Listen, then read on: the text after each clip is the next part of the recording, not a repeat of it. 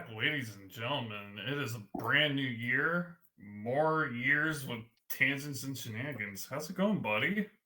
It's going well. Yes. Nick, nice to have you again. Today is the 8th, Yeah, and when this video is actually uploaded it'll and probably be processed, February. it would probably even be February. Yeah, so bonus. Yeah, You'll be listening into the past yeah, of our future selves. in the No, future. wait, that's No. not right. Nah. Oh gosh. But yes, one thing I will say is as far as like reflecting from the past year, it has been a lot of fun doing these episodes with you. Going to be soon, more to come. And we'll be as consistent as we can be. And what I mean by that is whenever it's posted is when you'll see it. Yeah, And if you care, and you'll along the stick lines along. of us making a fool of ourselves, and we've already had some shenanigans before we even started this podcast of me and my camera shenanigans, which we'll probably post later on as well. I think it's because it's been a while, like since we've Yeah, actually had a conversation. So it's like as soon as we saw each other, it's like two puppies like interacting with each other again after not yeah, seeing each other for like 5 minutes. But what I will say is within this new year, expect more shenanigans and more content to come. We still have a and list more of out of movies to pocket go stuff through. too. Yep. And tonight is The Matrix. We're going to cover at least the first part in part one of this discussion. And part two, we'll be covering two and three, throw in some extra stuff in there. Why not? And then after that, do you remember what movie we chose? No. Is it bad that I don't either? Um, I think it Why don't was you ask me the question? The Matrix. The Matrix came out in 1999. Nick, when this movie came out, first of all, do you remember how old you were? How to do math? You were Yeah, I 7? was 7, yeah. Yeah. And when do you think the first time that you watched it was? I know the answer. Yeah, the first time I ever watched it was last year. And it was great. It was great. It was a Yeah, great I went experience. almost 30 years without seeing it almost.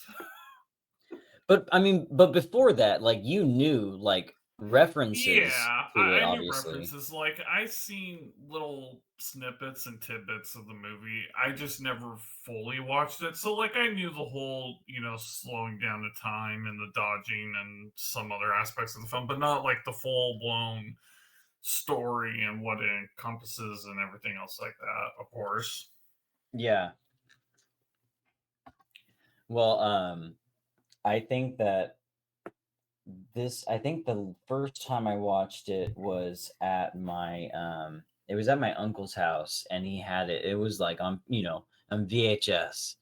And I remember I just loved I didn't even know what the movie was about. I couldn't tell you. All I knew is that there was gunfighting in there, there was action. I'm like, yeah, I get to watch this movie at my when I'm not with my mom. Yeah. But it was cool. And over the years, like rewatching it, found a new appreciation for it. And then obviously like the other two, the third one actually like being one of my favorites, if not my favorite in the franchise. Um and for obvious reasons. And we'll get there. But a couple of interesting things about the Matrix is one thing I didn't know is where it was actually filmed, which was predominantly in Sydney, Australia. Oh, really? Yeah, and they had like some shots in California, like overlooking the bay and the city rooftops. And then I believe Nashville, Nashville, Tennessee is another location of where they shot some of this movie. Um, and the other thing that I found interesting was, did you pick up on the tint? Like, whenever they were in the Matrix, the screen had like a greenish tint to it. Yeah, And I then did. and then when they were in like the real world, there was a shade of blue, like a blue lighting, you know, like a blue tint. I Yeah. thought that was interesting.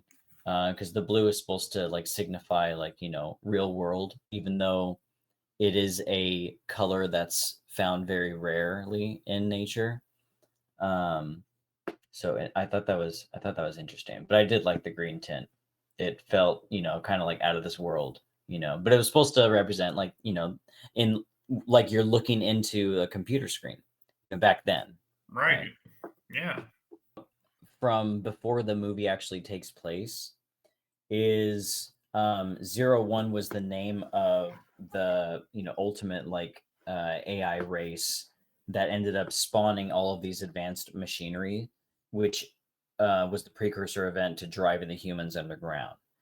And Oh. when the first simulated matrix came into play with using some of the humans as like the energy source to power up this simulation, the first version was like a paradise, and the humans had a hard time accepting it as their reality because it was like it was too perfect almost. So once they rejected it, the matrix had reset and a new construct was installed where fear was the driving force or the driving rule, which also failed. And then on the third time, this was like the final version of the Matrix of what we know, where they had built one with a Messiah complex on one human to force them to choose. They have to choose um, whether or not to enslave humanity and resetting the Matrix and having it, go all over again. But there has to be a choice, so they could choose not to. And then that version continues on. So this happens 5 times before the movie actually takes place, where Neo is now the main character. This movie nowadays is kind of still relative because we live in a world where people question if, we're in a simulation, and people will try to That is have like true. videos proving it, right? That we've Yeah. seen. But it is interesting, and I think it's still a relative movie. Maybe not all of the sequential films after it.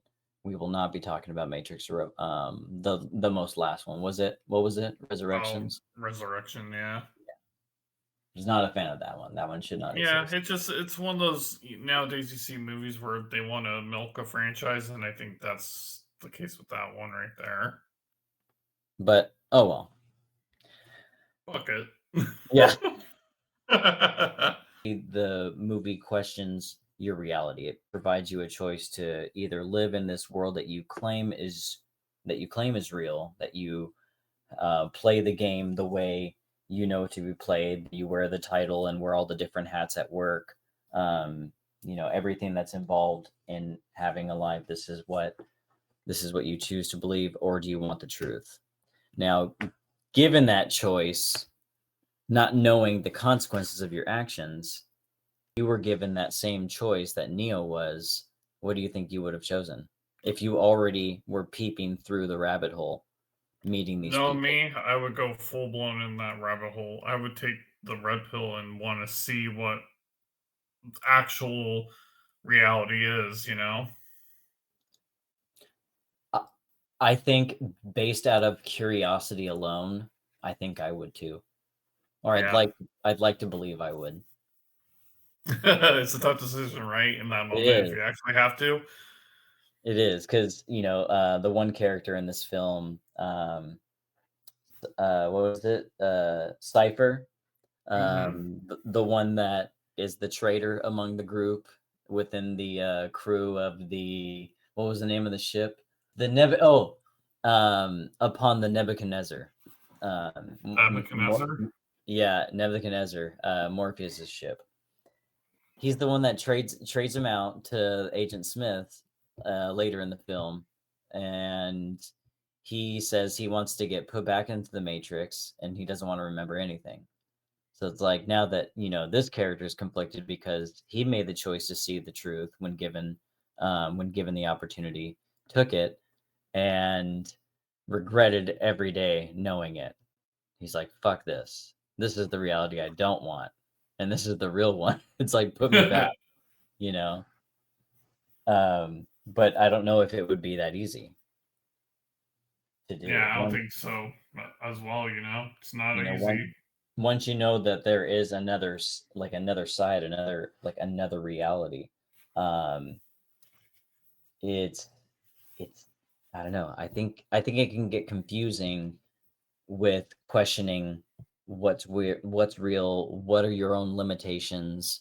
Like it expands your mind, and exactly like some of the elements in this film where Neo has to go from green grunt to then experience this transformation and acceptance of this role that he is destined to be. It's written in his code.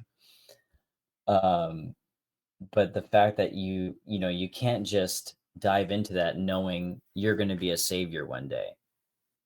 Like, how does that news to you, uh, resonate? Oh, I know. Like, I know for me, like, it would be a total mind bend for sure. Like, but the thing is, too, and I was thinking about this as well, like, in terms of the whole simulation thing and everything else, is how do you factor in a person's conscience? Like, like, how we all think what we think, like how we're Mhm. doing right. How Upon do our own free you will. Yeah. know that this is simulation and the other people's conscience are being controlled or whatnot? It's just it'd be nutty. It'd be nutty.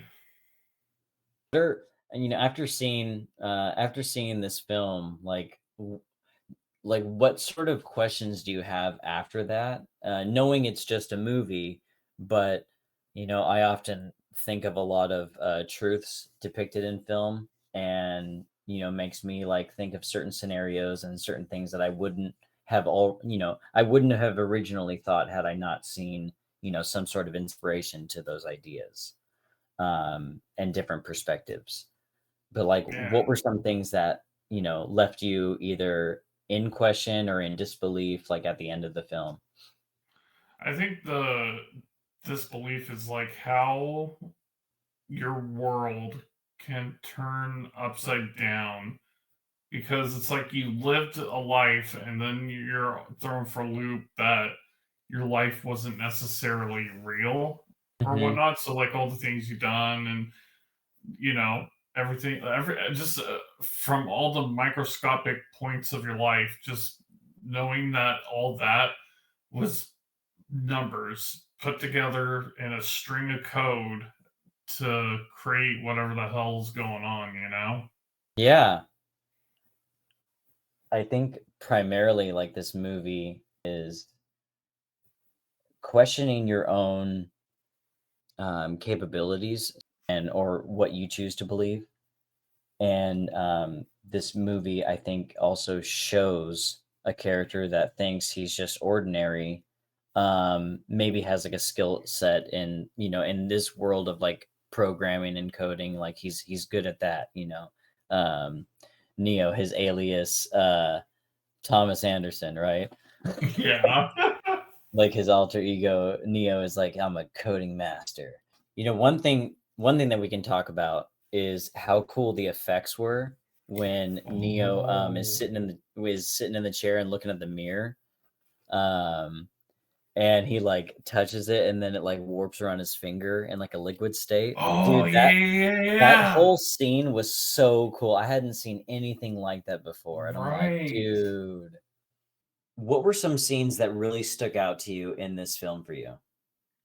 Oh, okay. There was at least a couple. I think one of the scenes that stuck out for me, and because this was my first time watching and you've seen it, remember how I was starting to put the pieces together, like, like throughout the movie, just being like, oh, like, just different things. Yeah, as they were unfolding in front of you, yeah. Yeah, I still think one of the, I don't know if I would call this an underrated scene, but it's kind of like important to the plot is when Neo goes to that old lady's place, the apartment. The Oracle? Yeah. Yeah, the Oracle, and really just that whole scene, like while he's talking to her, you could tell like something was up with that. Like she already knew how this whole conversation was going to go. Like she had all the cards, and it was interesting how that piece of the puzzle was being put together when he went to go visit the Oracle. You know? Yeah, because unlike Morpheus telling Neo, like, you're the one, I believe you are, and you're gonna, liberate us all from this. And the Oracle is like, sorry to break it to you, but you're not. Um, you know, uh Convoluting what Morpheus's belief is. But the Oracle found, because she's also a program in this matrix, um, she's designed to help anyone that, or help, or kind of guide into Mm-hmm. them making a decision that she knows they've already made, but they just need to understand why they've made it, you know. And a lot of times you have to make it again Yeah, in order to understand it. yeah, Same way with, same way someone would make a mistake. It's like sometimes you have to make the mistake so that you learn what not to do next time, you know. yeah, Um, and if you do it multiple times, then it's like, okay, now you're insane yeah. because you're But what? what about you? What scene or scenes stuck out to you?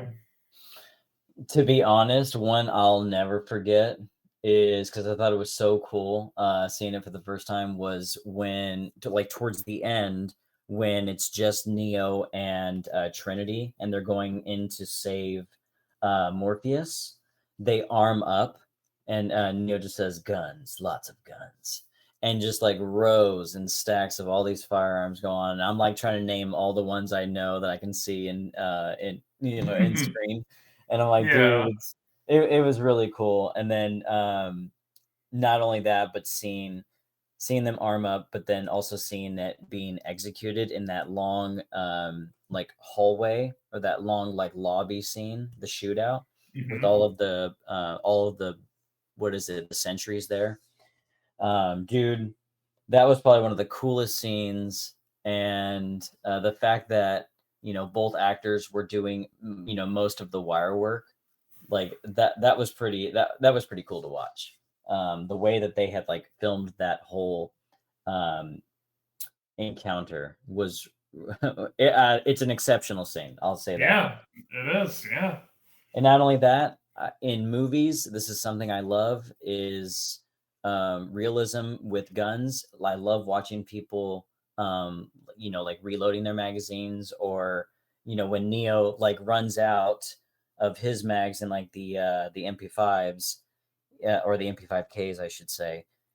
He drops them and then picks up, one of the ARs that the guards are using, and then uses that before he pulls out any more of his weapons. So it's like using the environment to your advantage. I also like that too. Yeah. Um, one of the other one of the other cool scenes is, like, obviously leading up to that, is the elevator scene, where Neo repeats a phrase that was told to him by one of the students in the Oracle's apartment, that questions him about the spoon. Like, Hmm.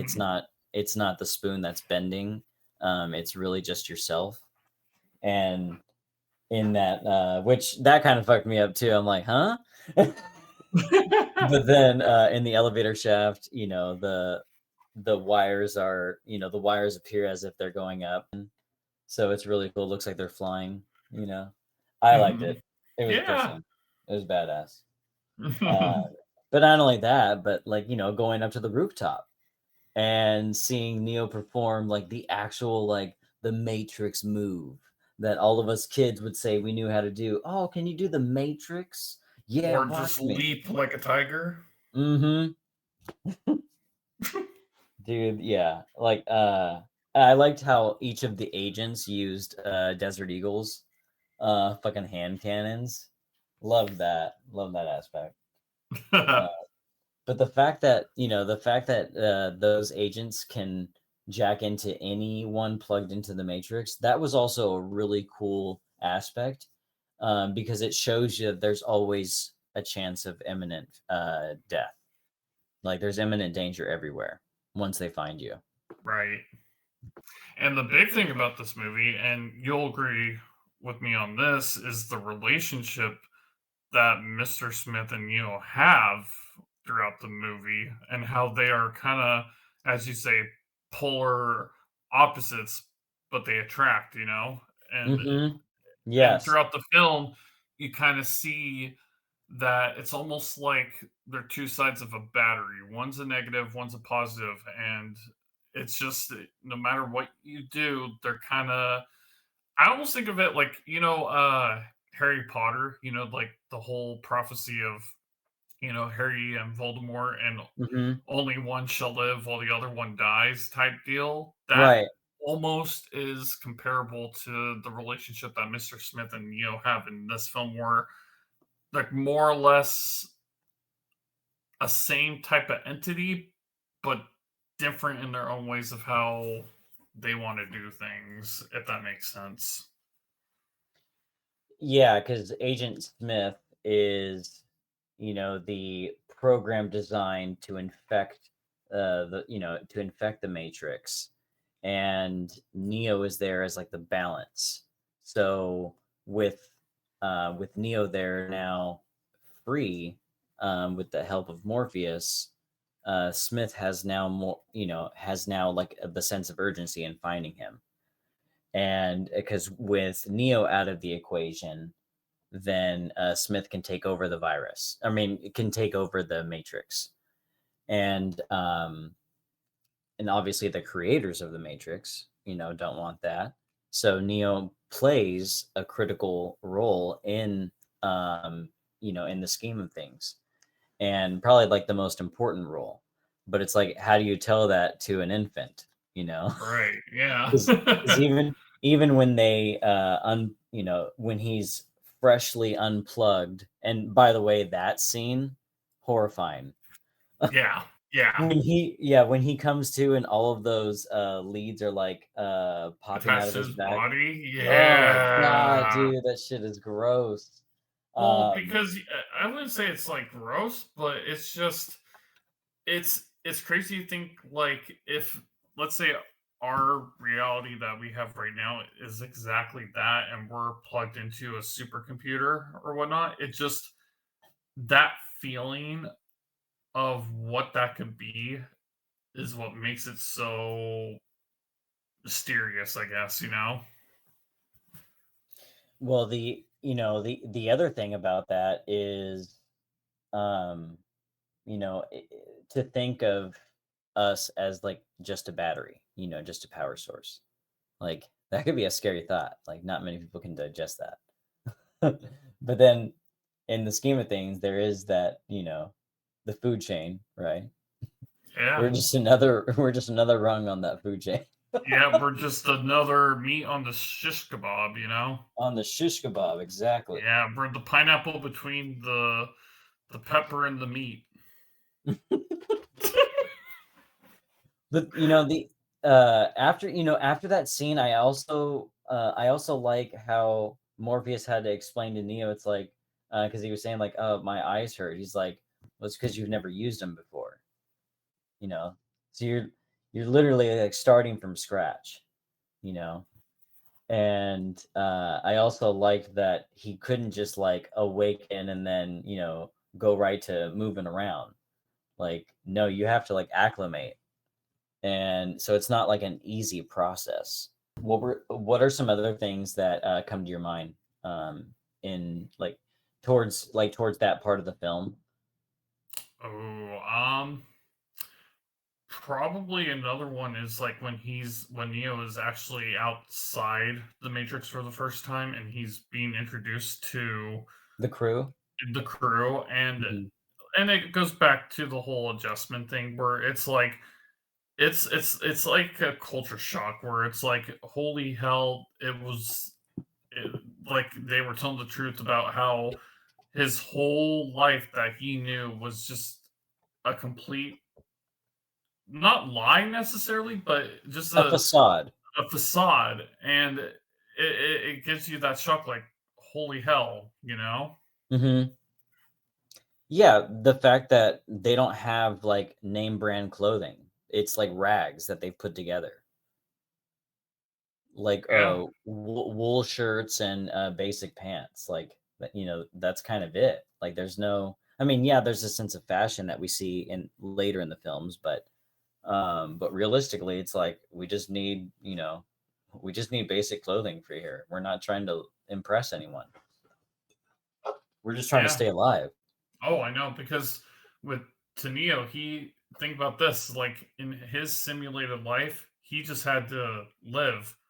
But then when you're thrown into the whole, "This is what's actually been going on," he's thinking to himself, "Holy shit." It's one of those out of the frying pan into the fire scenarios Yeah, yeah, it because is, yeah, he yeah. wakes up and realizes there's been a war. It's been going on for a very, very long time, and this is a result of it.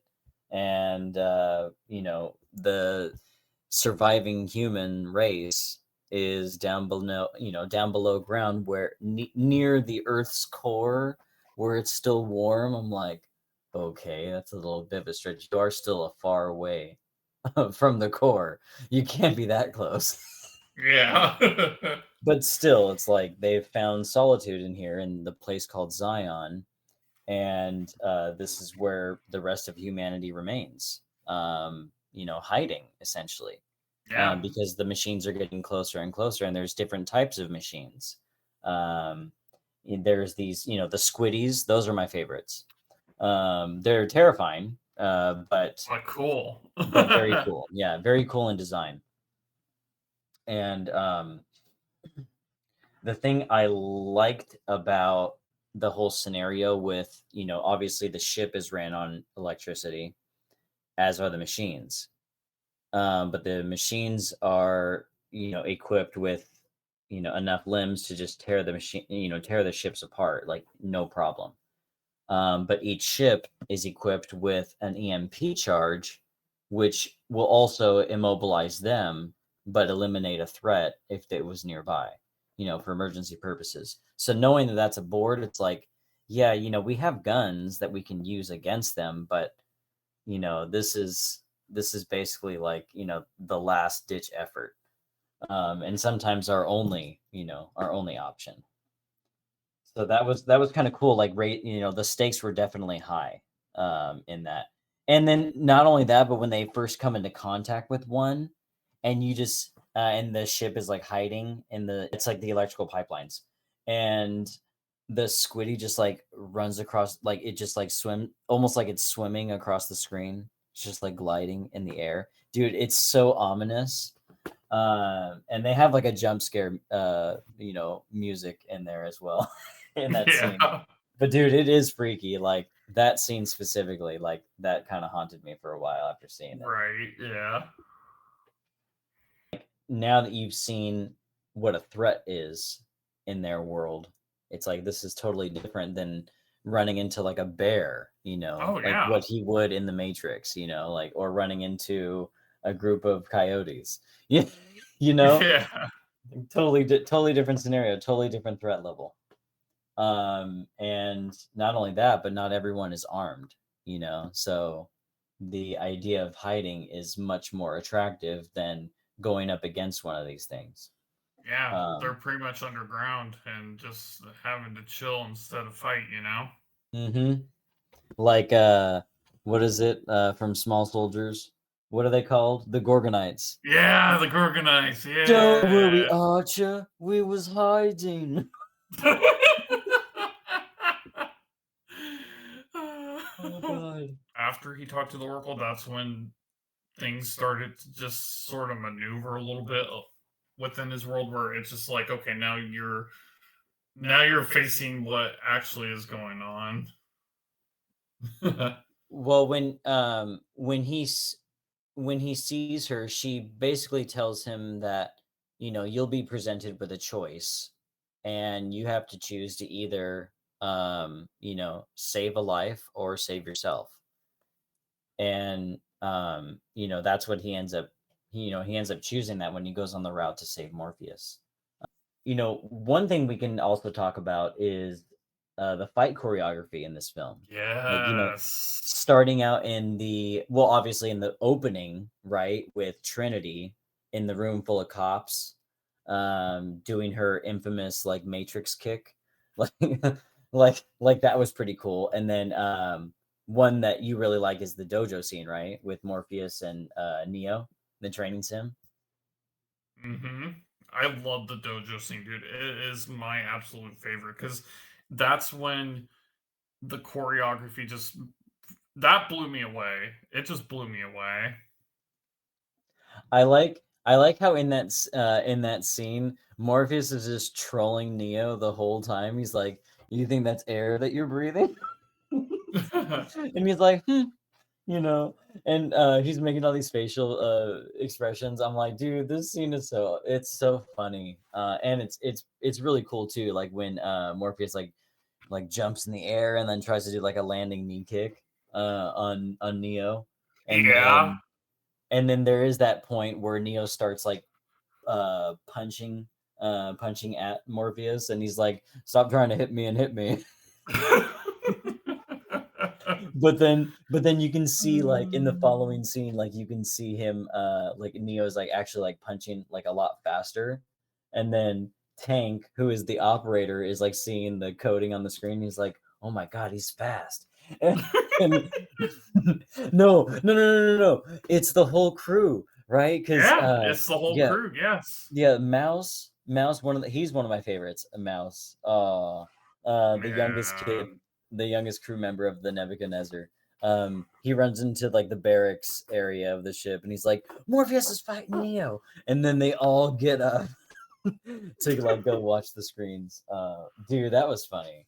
Like that Yeah. was a cool scene. It was Uh, almost like, you're playing Street Fighter, but you're actually feeling the pain, Right. Or no, no, no, no. When you're playing Street Fighter and you're trying to like learn all the controls first, so you're moving off screen to like tap all the buttons. Oh god. The some of the best fight scenes I think are like towards the end when it's actually like Neo and Smith going up against each other, especially in the subway station, right? With the infamous Yeah. scene. That part was so cool because you can like not only that, but let's talk about like the score of the film. First of all, complimenting this film in every way, Oh, shape, or form. yeah. Like you felt the music, you felt the punches, like it all felt real. And It then when felt like a Star Wars movie. Like, you know how when Star Wars was coming out and they had the little Jedi battles and the Mhm. scores for those? That's what that reminded me of. Yeah, like Luke going up against Vader is like equivalent to Neo going up against Smith, as it is with Harry going up against Voldemort. And Like, Goku going up against fucking Vegeta. oh yeah, dude, Vegeta OG man, my But I favorite. will say one soundtrack that just kind of slaps is Naruto versus Gaara. That whole fight was just absolutely nutty. Yeah, Yeah, I might have to watch that one. you should. It's good. It's good anime. Well, the one thing that we can talk about, and this is just me, off the cusp real quick, is talking about the park fight scene where he multiplies for the first time, Mr. Smith, and that's when you realize, oh shit.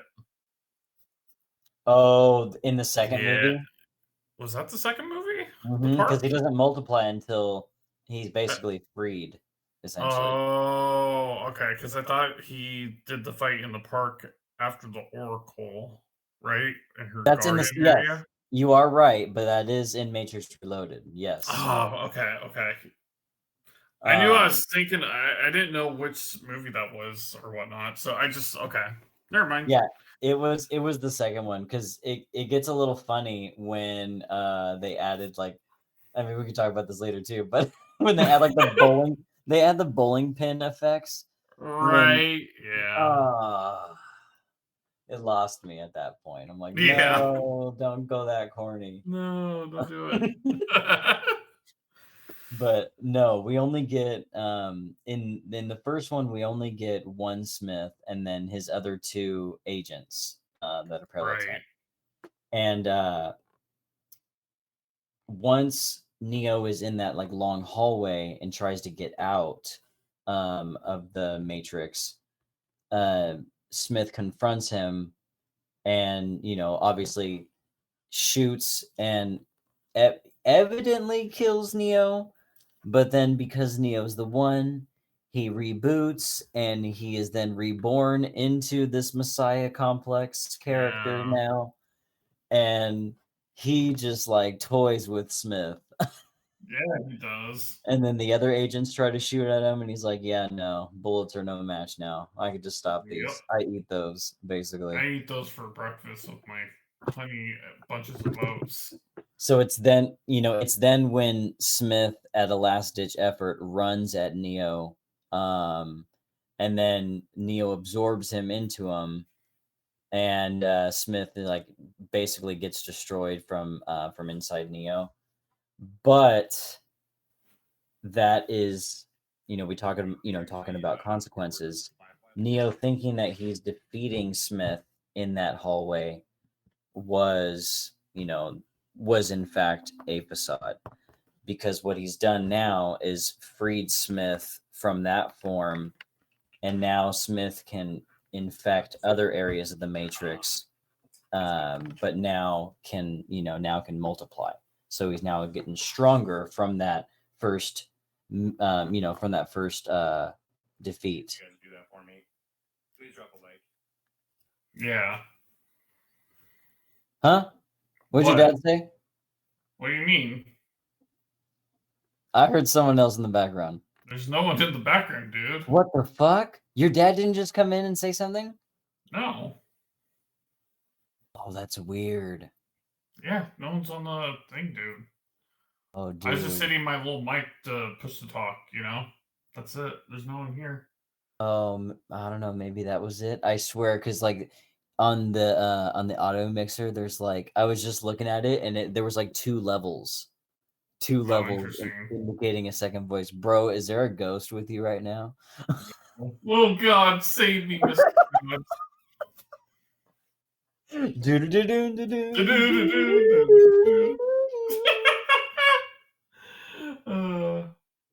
Well, one I will say, like, when the movie comes to a close and Neo's like basically talking to the audience, you know, um, and before he like flies up, dude, I like that part, but I also thought it was corny, like the way he like looks up, Yeah. and then just all of a sudden you just see him like take flight, and I'm like, okay. Yeah, the little Superman flight at the end. Mm-hmm. Which I'm glad in this movie it was in that small dose, because I think it's overdone in the second movie. But I'm gonna save that for part two. We'll have some strong opinions on part two, but then followed by some love with three. Well, Nick, do you have any closing statements you'd Yeah. like to add? Yeah. We're going to definitely, talk a little bit about the second one, but we're going to go more in depth with the third one. But there will be. I mean, for so many reasons, I love the third movie, and I'm very excited to get to that. Same. All right, buddy. Well, until next time, and to all you viewers, take care and See Happy New ya. Year. And Happy New Year.